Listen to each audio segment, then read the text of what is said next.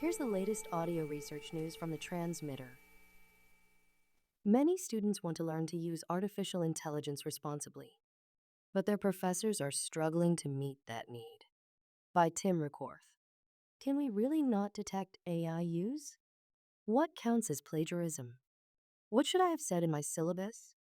This panicked email from a colleague about a suspected case of artificial intelligence used by a student captures the uncertainty many professors face as they grapple with how this technology is disrupting traditional writing assignments in their classrooms.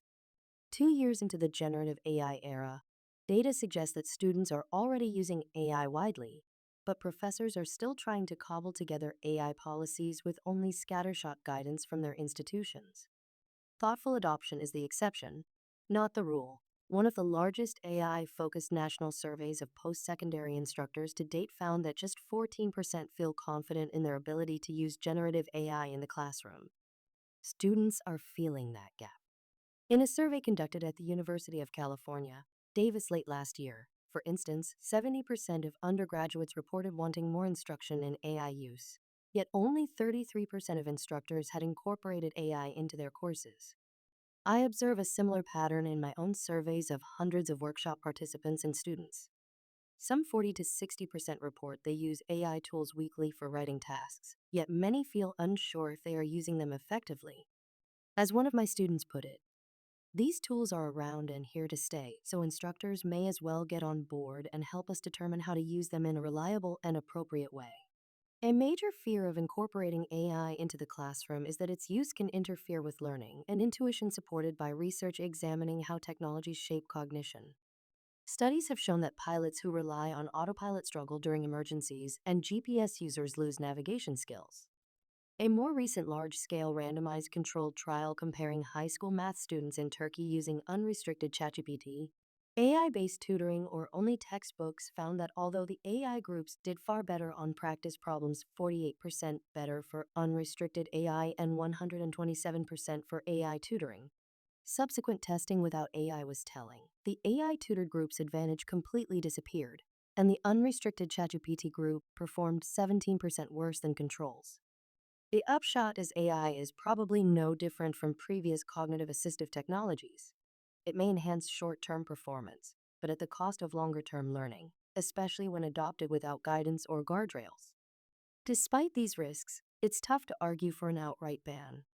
The first reason is pragmatic. Given that AI use is difficult to detect reliably for now, banning it drives usage underground.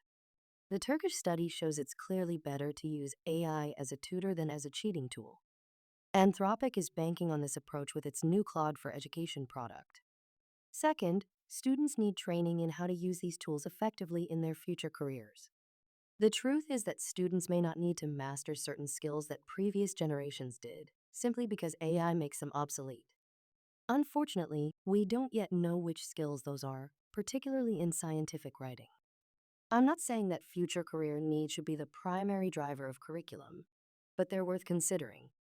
Professors who have more expertise have a responsibility to experiment with AI and guide students on which uses help or harm learning. Admittedly, this experimentation can take a lot of work. In my graduate-level scientific writing course, I do allow AI use, but with strategic restrictions.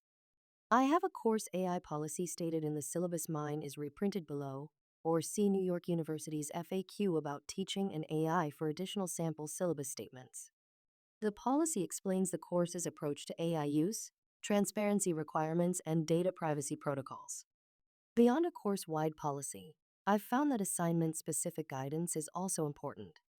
It helps students navigate AI use at the moment of decision so they don't have to make guesses from a brief syllabus statement they maybe read weeks earlier.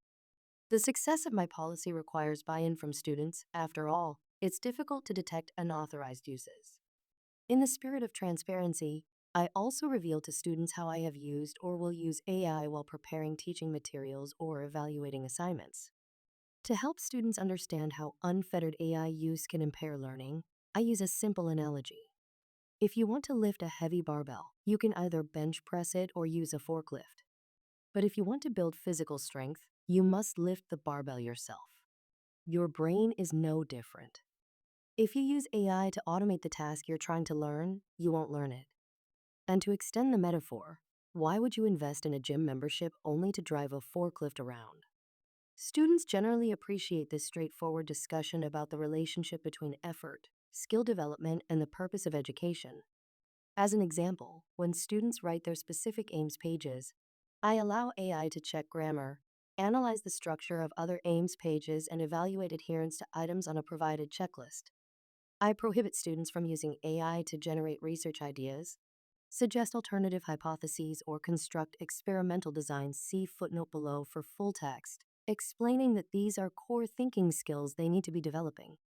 Though AI may be a worthy co-scientist one day, I believe that to fully take advantage of such tools, students still need to build their own expertise independently, and I don't have a pedagogical means to do that yet without writing assignments. When I reflect on my colleagues' panicked email about suspected AI use, I realize their questions about detection, plagiarism, and syllabus language reflect a deeper anxiety about our changing educational landscape. The immediate impulse is to focus on detection and punishment. But rather than resist it entirely or surrender to it completely, I've found that, at the graduate level at least, students are open to guidance in how these tools affect learning. Thoughtful guidance should include clearly communicating which thinking skills remain essential in an AI-assisted world and providing assignments that meaningfully integrate these tools rather than pretending they don't exist. Addressing these issues head-on can inspire a good faith discussion of how AI can serve, rather than subvert, the fundamental goals of education. That said, I have to sound a note of concern here, lest these recommendations come off as hopelessly naive. The truth is that I teach motivated graduate students who mostly experience college without the crutch of generative AI. At other institutions and with other students, generative AI technologies are wreaking havoc, as students can now graduate from college essentially illiterate, as one professor memorably put it in a recent New York Magazine feature story. Different educational environments will require strategies specific to their students' needs. Guidance on effective AI use will likely be a short-term solution. Determining how best to use AI as a learning tool may ultimately require a fundamental rethinking of pedagogical approaches. Educators and administrators will have to grapple with tough questions about the purpose of higher education in an AI-saturated world, and how universities can create a culture that incentivizes genuine learning over transactional credentialism. AI poses an immense challenge, but it also offers a chance to reassess what we teach, how we teach it, and why it matters in a world where knowledge is rapidly evolving and artificial intelligence is becoming increasingly sophisticated. It won't be easy, and there will be missteps along the way. But if we approach this moment with an open mind, a commitment to our students, and a willingness to adapt, we might just emerge with an education system that's more resilient, more relevant, and better prepared for the future. This audio was created using artificial intelligence. Stay up to date with the latest neuroscience news and perspectives at thetransmitter.org. Follow audio research news on Spotify, YouTube, or wherever you get your podcasts.